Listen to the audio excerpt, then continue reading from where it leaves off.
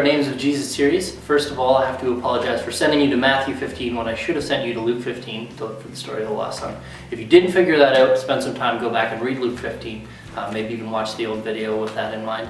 And from here on out, I'll try to stick with the right scriptures that we're talking about. This week, we'll be talking about Jesus as the second Adam. And if you're not really familiar with the Bible and church and all that sort of stuff, it might sound like a strange name to give Jesus someone else's name. But if you are familiar and you've been in Sunday school any length of time, it'll make a little bit of sense. So for those of you who haven't, let me give you a brief overview.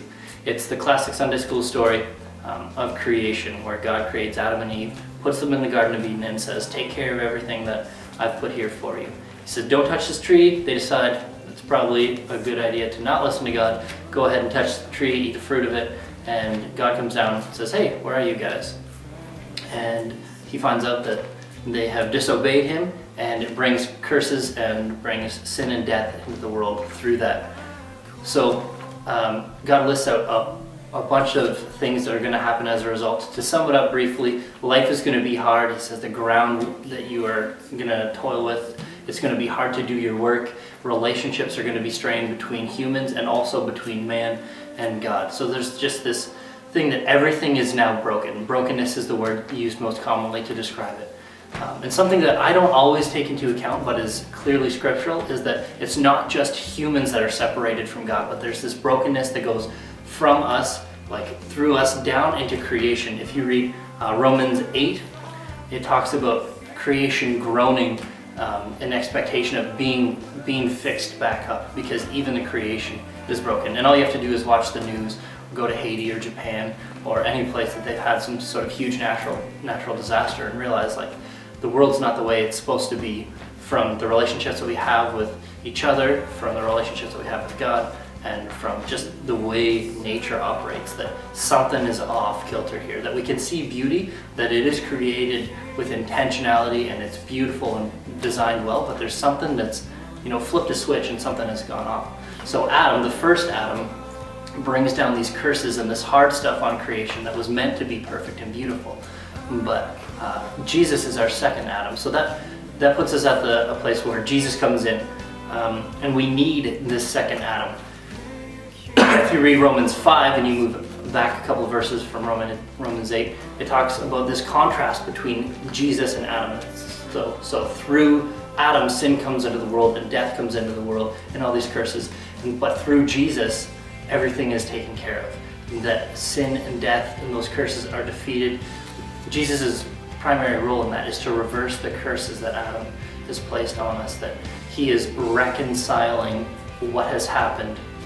And reconciliation is a big word if you haven't heard it before. It basically means to set things back to a former state of harmony. Reconciling means something has to be put back to the way it was, to be made right again. So that's what Jesus does as the second Adam, is he makes it right again. And I think it's such a beautiful thing for him to do that. It's not just us as human beings who are broken, and it's creation, it's everything is broken down to the core. And Jesus has started the work of setting it right again. That at the cross he starts this cosmic movement that will end in heaven. If you follow the story of the Bible, we get creation, we get the fall, or that invitation, or that instigation of the brokenness, and then there's God's rescue mission. Jesus comes, and then we see the end of that in Revelation, where everything is made right and everything is perfect, and we're clearly not there yet. So we're between Jesus coming and starting that work of reconciliation and the end of it all being reconciled. So we find ourselves in this part of the story where we need some reconciliation to come. The work has been started, but it's not yet completed. And there's a beautiful verse in Corinthians that I would love to read to you. Corinthians 5:16 says, "From now on, we regard no one from a worldly point of view. Though we once regarded Christ in this way, we do so no longer. Therefore, if anyone is in Christ, they are a new creation. The old is gone and the new is here.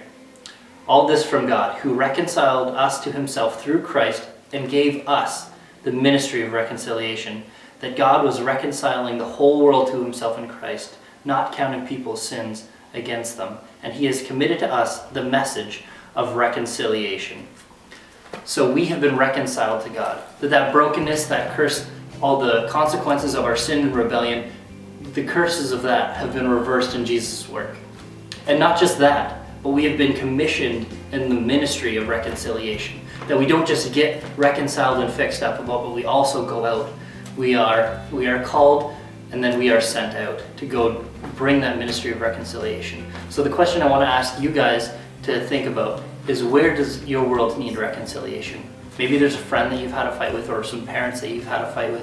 Maybe there's just some really big injustice. Maybe people are being treated as if they don't have value.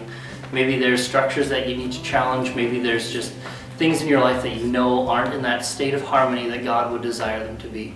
So keep your eye out. You can see the beauty, but look at the brokenness, and then ask yourself, if I'm a part of that ministry of reconciliation, what can I do to be a part of that? So take some time to think on that, and maybe read through Romans 5 again. It will really hit you. All right, thanks for your time, guys.